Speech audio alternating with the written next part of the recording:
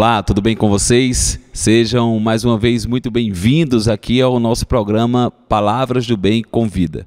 E vocês já sabem, sempre nós recebemos um convidado super especial para debater um pouco conosco alguma temática referente à doutrina dos Espíritos. E hoje nós estamos aqui com a alegria de receber Rafaela Moraes. Rafaela, que é formada em Direito, em Psicologia, é psicóloga, mestre pela Universidade Federal da Paraíba, expositora espírita, vinculada à Sociedade Espírita Joana de Ângeles, aqui na cidade de Campina Grande, na Paraíba. Ela também é voluntária do projeto da Associação Municipal de Espiritismo, chamado Consolando Corações, que atende pessoas de diversas vertentes religiosas que perderam algum ente querido e trabalha nesse processo de ajuda da cura desse momento. Então, Rafaela, ficamos muito felizes aqui com a sua participação no programa e hoje na nossa temática nós vamos falar um pouco das descobertas, mas das nossas descobertas interiores. E eu fiz aqui um pequeno apanhado sobre você. Essa é você ou é um pouco disso ou já é tudo de você? Como é que a gente começa esse processo de se autodescobrir e de nos reconhecer? Bem, inicialmente eu gostaria de agradecer o convite, a oportunidade de aqui estar falando de uma temática que particularmente nos é muito cara, que é a temática do autodescobrimento. Eu poderia dizer que essa é uma faceta muito diminuta do que de fato é Rafaela, tendo em vista a referência de que Rafaela é apenas uma circunstância dessa personalidade, dessa existência. E quando a gente fala numa perspectiva espírita, a gente está falando de uma alma imortal. Então, sendo uma alma imortal, já tendo participado de inúmeras reencarnações, como eu poderia ousar a dizer que Rafaela é essa faceta tão diminuta? Então, muito mais características vinculadas a um perfil de personalidade, de um recorte muito mais social do que pessoal, subjetivo e profundo. Bem, por que o desafio de se autoconhecer? Eu acredito que por parte dessas circunstâncias, se já é difícil numa perspectiva de uma psicologia materialista, tendo em vista que a gente traz um recorte de que boa parte das nossas ações, comportamentos, maneira de funcionar, estão ligadas às causas que muitas vezes nos são inconscientes, quando eu agrego a isso que a doutrina espírita vem nos esclarecer, imagine quão gigantesco não fica essa porção de desconhecimento que nós temos a respeito de nós mesmos. Então, a dificuldade está muito ligada a essa personalidade multifacetada, complexa, vinculadas a inúmeras outras experiências de vida que nos constituem. Então, fazer esse trabalho de autodescoberta é a gente poder se confrontar com esse eu que é múltiplo, vinculado a nossas múltiplas vivências existenciais e, ao mesmo tempo, que é um ser único. Então você já me adianta uma pergunta que eu estava para fazer aqui. Esse processo de autodescobrimento, ele não é de uma única existência. Eu não posso chegar aqui e dizer, eu vou me descobrir quem eu sou nessa existência. Isso pode ser uma possibilidade, no sentido missionário, enfim, o que eu vim buscar nessa existência especificamente, o que eu preciso melhorar nessa existência. Mas esse processo de autodescobrimento total, ele é um processo que dura aí encarnações e encarnações, é isso? Poderíamos dizer que é um processo que dura a nossa eternidade, porque ele está ligado ao nosso próprio processo evolutivo. Não há como a gente pensar em nosso progresso pessoal, moral, espiritual, desvinculando-se dessa proposta. E eu acredito que a doutrina espírita, ela vem nos esclarecer isso. Talvez a gente ainda não tenha dado o teor maior de atenção a essa temática, mas Kardec já explora isso no Livro dos Espíritos. E a gente talvez ainda esteja tateando ainda nessa perspectiva de uma análise mais profunda a respeito de nós mesmos. Tendo em vista que tanto o impacto dessas descobertas desse ser milenar que nós somos, mas também pela própria perspectiva de que o esquecimento, ele vem como um esquecimento das nossas vidas passadas, ele vem como uma proteção psíquica para todos nós. E é o desafio Então, como eu vou fazer esse processo de autodescoberta, se ao mesmo tempo eu entendo, na perspectiva espírita, que o esquecimento ele vem como estratégia de proteção espiritual para todos nós. E aí a gente também tem uma chave muito sutil que o próprio Kardec também explora, né? Quando ele faz a caracterização do verdadeiro espírita, né, como aquele que se empenha pela sua transformação moral e se esforça para domar suas más tendências. Então, as más tendências são essas sinalizações do que somos. Então, não necessariamente, e aí é importante esse esclarecimento, o autodescobrimento não necessariamente está ligado a eu descobrir o que eu fiz em vidas passadas ou o que eu fui em vidas passadas. Mas descobrir como essas vidas passadas, elas têm ressonância na minha vida de hoje. Então, as nossas más tendências são as nossas próprias sinalizações do que fomos, qual é o nosso padrão, quais as nossas implicações atávicas, o como comumente o nosso comportamento, o que nos sinaliza, a qualidade dos nossos pensamentos, para onde o nosso desejo aponta. Então, se a gente pudesse fazer uma análise um tanto mais cuidadosa a respeito de si, nessa dinâmica de se perguntar o que me motiva, o que me impacta, né, o que sonda os meus pensamentos, para onde o meu desejo é canalizado, isso já seria um material, né, formidável para que a gente pudesse abraçar essa jornada de descoberta a respeito de si mesmo. Na questão 919 do Livro dos Espíritos, que para mim talvez seja uma das questões mais geniais que Kardec aborda nesse livro, ele faz a seguinte questão à espiritualidade. Ele pergunta qual é o meio prático mais eficaz que tem um homem de se melhorar nessa vida e de resistir à atração do mal. Eu acho essa pergunta genial porque talvez o que Kardec venha nos esclarecer é que a gente, às vezes, fica muito conjecturando na exterioridade do que é que a gente precisa fazer para se melhorar. Então, às vezes, a gente deturpa o conceito de caridade, às vezes a gente deturpa o conceito de autocuidado, a gente deturpa o conceito do que a gente precisa fazer em relação ao outro, porque a gente tem uma desconexão profunda consigo mesmo. Então, quando ele faz essa pergunta, qual é o meio prático, ele está perguntando o que é que a gente precisa fazer. Né? Não é apenas pensar, não é apenas conjecturar, é a praticidade, qual é o exercício necessário que a gente precisa fazer. E, além disso, ele não pergunta só qual é o meio, ele quer saber qual é o mais eficaz. Porque ele sabe que há inúmeras outras possibilidades de poder chegar a esse contento da gente se tornar uma pessoa melhor. Então, além de fazer essa pergunta, ele traz uma complementação e de resistir à atração do mal. E a resposta que a espiritualidade dá é curta e profunda, né? Um sábio da antiguidade Evoluo disse: conhece-te a ti mesmo. A gente deveria prestar muita atenção a essa questão. E eu acho que quando se fala disso, eu já escutei pessoas de várias vertentes religiosas falando sobre a questão específica da religião em si, informando que se sua religião não está lhe transformando como pessoa, ela não cumpre realmente o seu papel. Porque eu acho que nós estamos nessa busca por um divino e nossa busca por nós mesmos, mas querendo ter essa transformação e precisando ter essa transformação. E você nos reporta uma pergunta e uma resposta de um sábio da antiguidade. Quer dizer, a gente está falando do livro de 1857, mas com uma resposta de muitos e muitos anos atrás. Exato. Que a humanidade ainda não tinha se tocado, né, disso. Sim, e o que eu acho muito interessante a gente analisar de maneira mais aprofundada essa pergunta, porque se de fato o propósito da maioria das religiões é de fato nos tornarmos uma pessoa melhor, e se a espiritualidade superior está nos sinalizando que só nos tornaremos uma pessoa melhor, e a partir disso conseguiremos resistir à atração do mal, nos autoconhecendo, é porque talvez o que a gente esteja fazendo em termos de crescimento interior seja muito pouco. Talvez o que nós estejamos fazendo e nos achando, né, uma pessoa melhor, ou achando que nós estamos evoluindo, às vezes a gente cresce muito mais em aparência do que em essência. Então, por exemplo, e aí eu acho importante trazer um exemplo para poder tornar um tanto mais clara a análise dessa pergunta ou dessa resposta que a espiritualidade nos dá.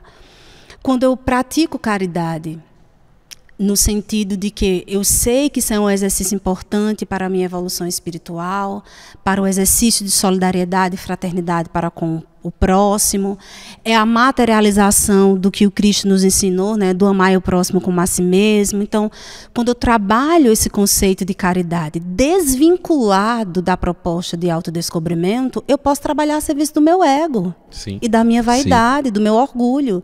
Então, onde é que está o crescimento espiritual disso? Então, exteriormente, para quem está vendo, pode ser assim, olha que pessoa evoluída, olha que pessoa tão dedicada ao próximo, essa alma é uma alma iluminada, porque olha a devoção dela em relação ao próximo. Mas se internamente a minha motivação for egóica, eu não estou evoluindo. Então, todos os nossos fazeres externos precisam estar conectados com as nossas transformações de descobrimentos internos. Porque a partir disso eu vou dar um sentido profundo a qualquer ensinamento. Qualquer ensinamento religioso, qualquer ensinamento de cunho moral, de cunho pessoal e relacional também. Porque eu posso estar achando, né, que estou evoluindo, mas na realidade eu estou crescendo em aparência. E aí é o mais perigoso, né? Porque sim, nós achamos, e nem achamos, nós temos certeza, né, que estamos indo por um caminho. E esse caminho começa a ser criado um abismo. Na verdade, ao invés de um caminho, quando a gente olhar, a gente criou um abismo em nós mesmos. E aí eu pergunto, esse também é o motivo de a gente querer fazer o nosso autodescobrimento, de agir de acordo com como você fala sobre a caridade, da sua maneira correta, né, como ela é, que não vai fazer com que o nosso ego aumente, fazer com que nossa vaidade aumente.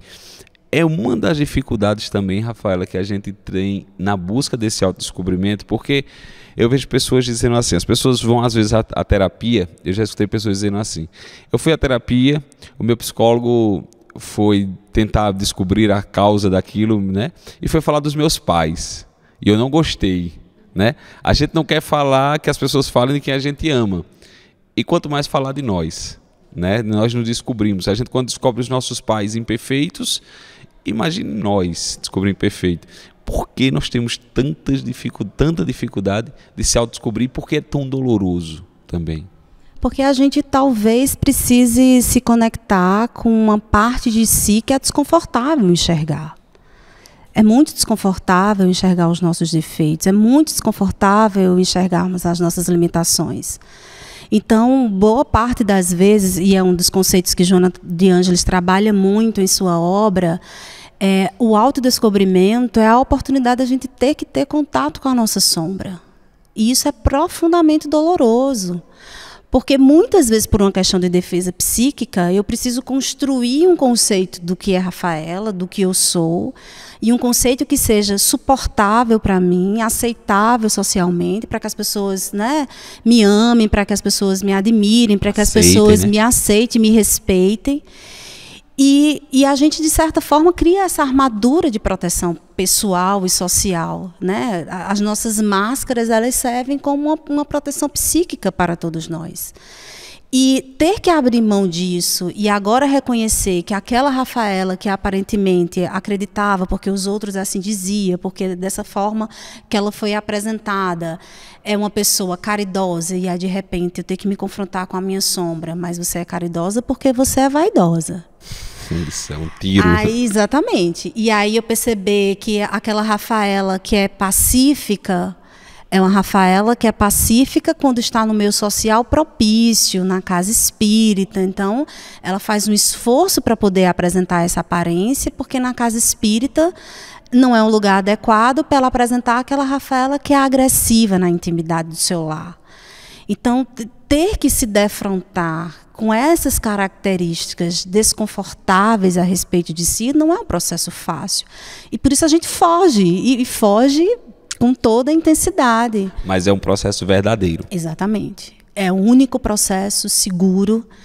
Tem uma frase que me chama muita atenção no comentário de Santo Agostinho, essa questão 919, que ele diz o seguinte, que o autodescobrimento ela é a chave para o progresso individual. Então, ninguém crescerá, ninguém amadurecerá psicologicamente, ninguém trabalhará essa jornada de crescimento espiritual escondendo-se de si mesmo. Então, quando Joana nos traz a proposta de a gente ter contato com a nossa sombra, ter coragem de poder se autoconhecer, né? E nos fazendo um convite para que esse processo ele seja um processo espontâneo, tranquilo e terno. Porque não dá para descobrir a minha sombra eu querendo digladiar com a minha sombra. Eu preciso olhar para a minha sombra entendendo ela como fazendo parte da minha trajetória evolutiva. Ela precisou surgir, eu precisei em muitos momentos ser essa pessoa agressiva, essa pessoa egoísta, por uma questão muitas vezes de sobrevivência, de defesa psíquica.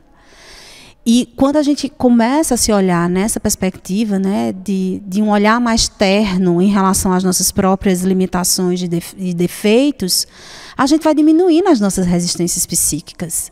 E o inconsciente ele vai se apresentando de maneira mais espontânea. E é assim que a gente vai se descobrindo.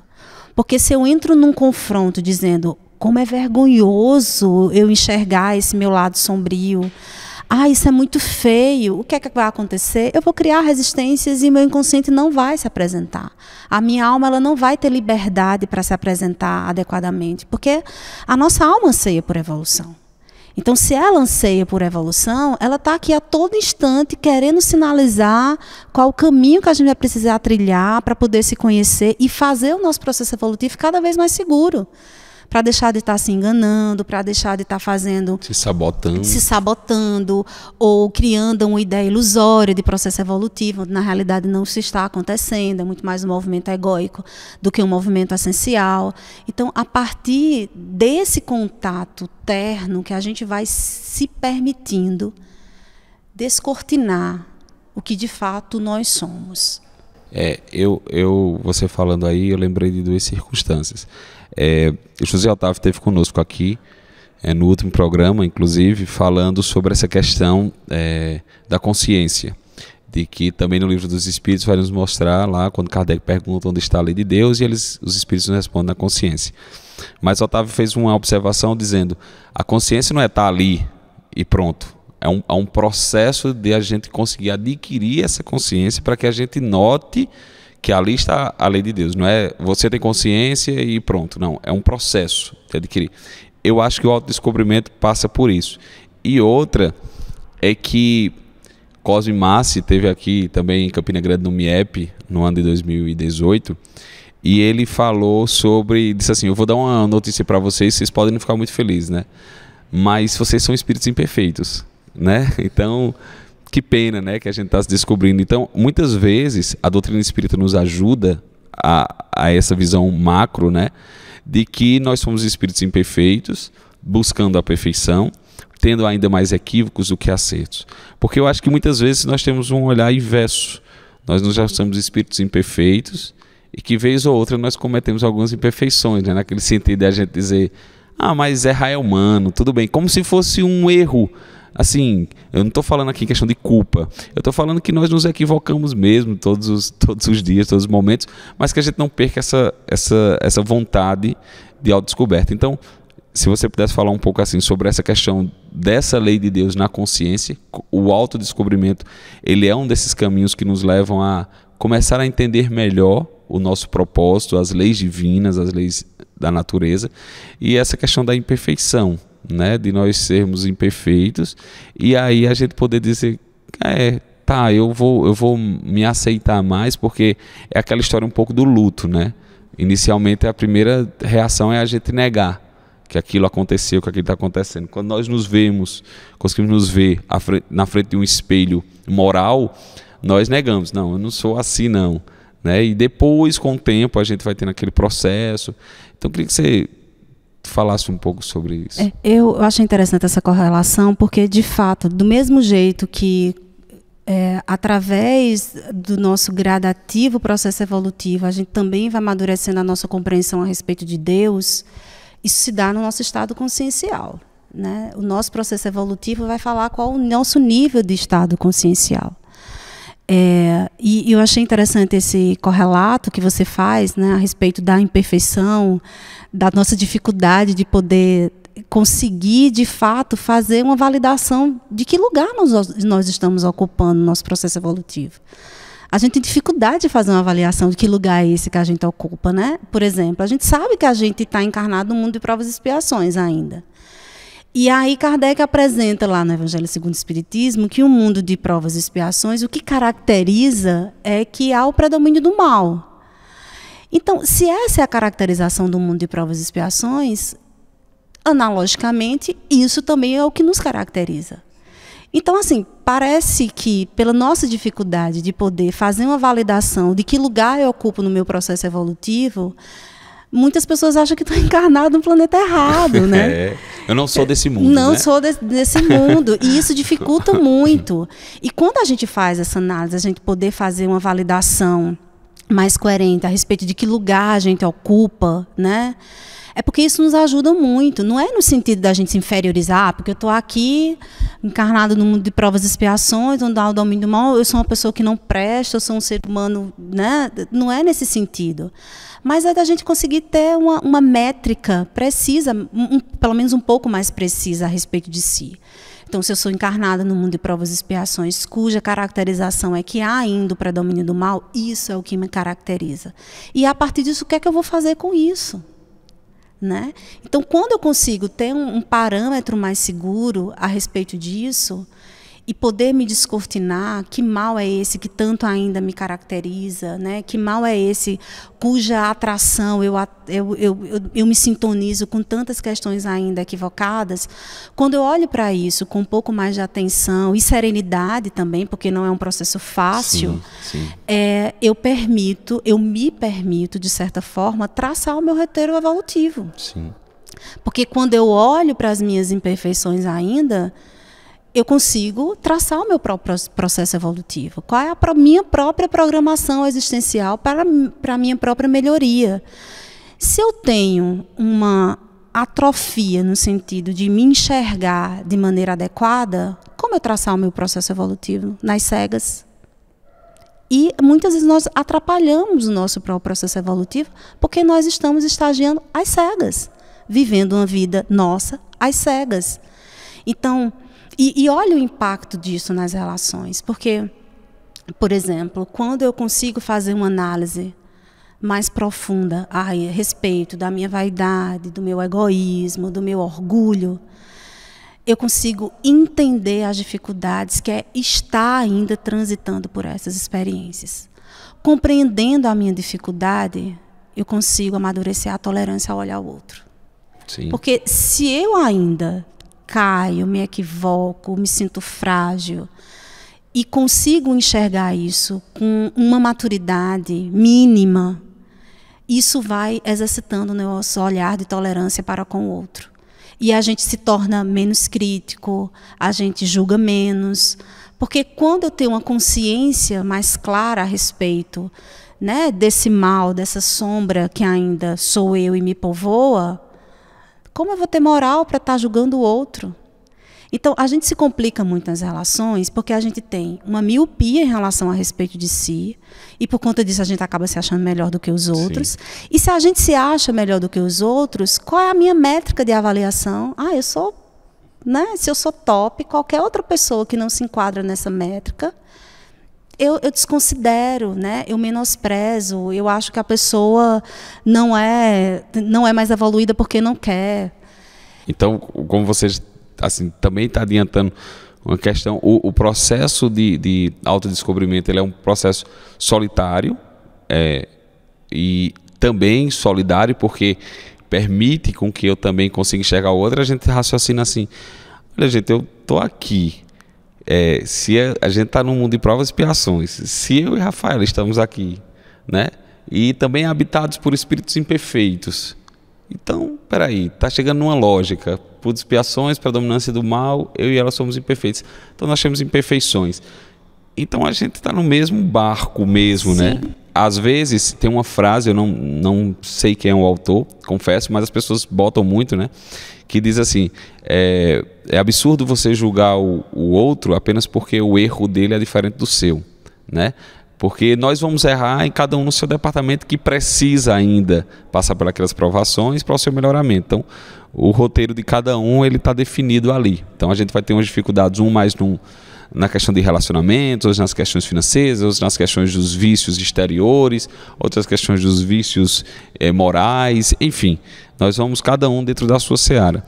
Então, e isso faz com que eu comece a dizer, eu permito que você seja você, né?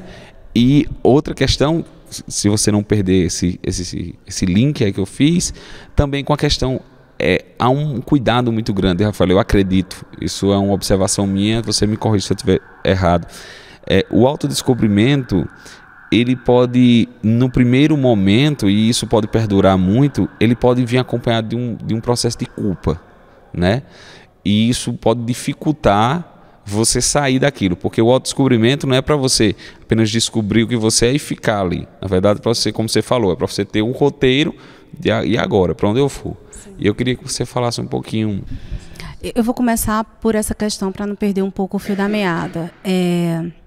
Quando eu faço essa referência, né, da importância da obra de Joana de Ângeles, nesse sentido, talvez porque eu particularmente tenha sido impactada por essa forma, quando ela nos faz um convite para que essa jornada do autodescobrimento seja uma jornada terna conosco mesmo, é porque ela sabe que o sentimento de culpa não nos leva a nada. Então, não é só eu conseguir enxergar esse meu lado sombrio, é eu enxergar esse meu lado sombrio com compaixão para comigo mesmo. Entender que isso faz parte de um contexto evolutivo em que eu ainda transito e que já foi em outras situações muito mais complicado do que o é hoje, e porque em outras situações o contexto, né, foi muito mais adverso, havia uma razão de ser para que aquela Rafaela, enquanto espírito, tivesse funcionado daquela forma. Então, quando eu olho, e talvez esse seja o nosso grande desafio, o processo de autodescobrimento, ele não pode vir na figura de um juiz inquisidor. Não é nessa perspectiva que a gente vai amadurecer. Talvez a gente precise muito mais resgatar o arquétipo do pai amoroso do filho pródigo. Talvez seja muito mais esse o nosso arquétipo de orientação para esse trabalho. Sabe, de aquele pai que entende ainda as imperfeições do filho, as limitações do filho, e coloca o filho no colo. Né? É esse o processo que nós precisamos fazer conosco mesmo, porque só haverá um sentido de mudança e de renovação se for dessa forma, porque senão a gente se autoviolenta. Né? E se a gente entrar nessa perspectiva de alimentar, porque assim, o problema não é a culpa, a gente precisa da experiência da culpa para poder nos indispor conosco mesmo e assumir uma mudança de atitude em relação a isso. Porém, essa culpa ela não pode ser doentia. Não pode ser um sentimento de culpa perturbador a ponto de me desestabilizar na proposta de renovação que me cabe.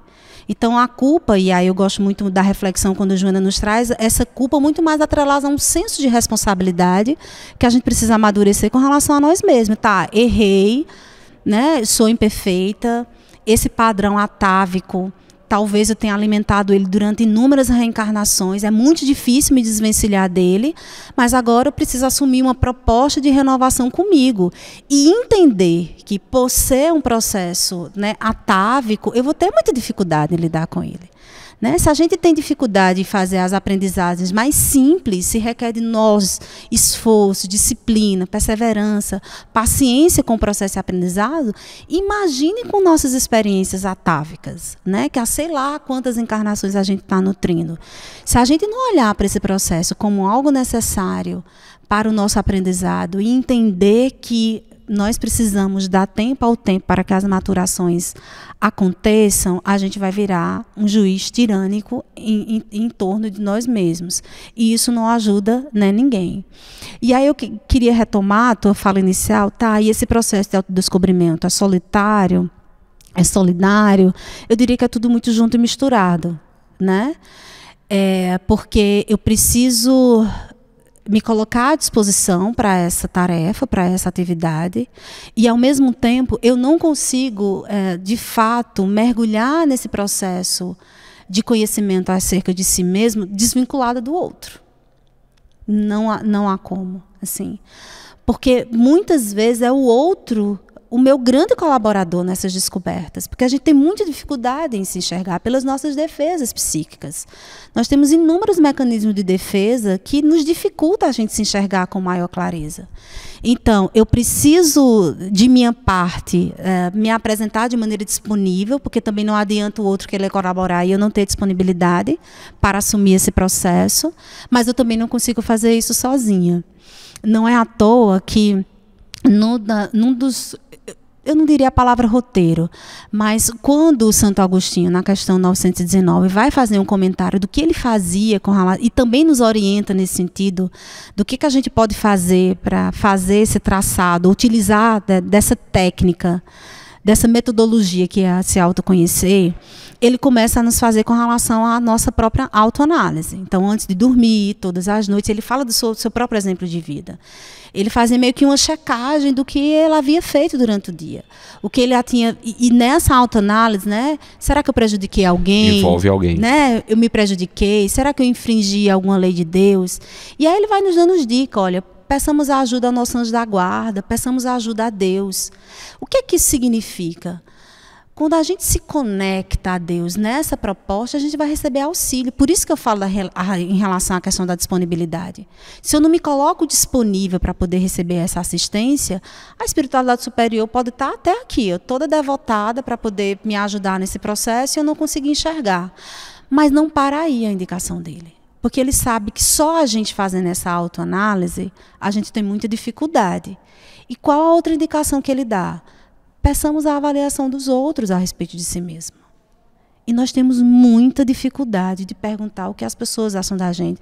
Como você avalia aquele meu comportamento, aquela minha reação, aquela minha fala? A gente morre de medo de perguntar às pessoas.